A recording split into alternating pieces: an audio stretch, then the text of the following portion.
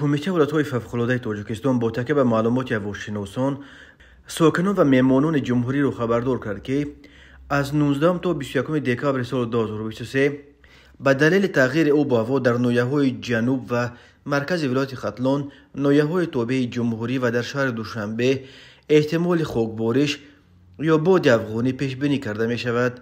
این باد پرچنگ به طرف تاجیکستان از سمت قسمت جنوب و غرب از قلمرو افغانستان می وزد. بنا به اطلاع اگنتی هواشناسی، خاکبارش باعث آلوده شدن هوا با گرد و چنگ حجم ذره‌هایش 10 امکر می شود.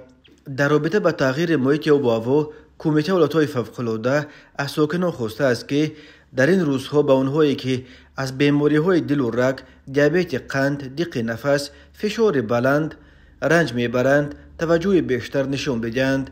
همچنین از ساکنان خواسته شده است که خانه‌هایشان را با لطه تر پاک کنند و در صورت ضروری نقاب طبی بپوشند. کمیته ولایت‌های فوق‌العاده برای پیشگیری از خطر این گونه هوا توصیه می‌دهد بیشتر آب تازه نوشید، تا حد امکان تریزه‌های خانه‌تان را پوشید.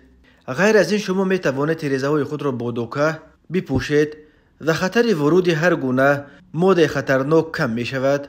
اما همواره آنها را باید نمناک نگاه دارید. همیشه پیوسته هوای داخل خانه را پاک و تازه نگاه دارید. دختران در این گونه روزها پوشیدن هر گونه عینک‌های ارتباطی را اجازه نمی‌دهند. به آنهایی که گرفتار بیماری‌های دق نفس و راه نفسند توصیه داده می شود دوز داروهای استعمالی را در این روزها کاهش ندهید. همیشه با خود اینگالیاتورها داشته باشید.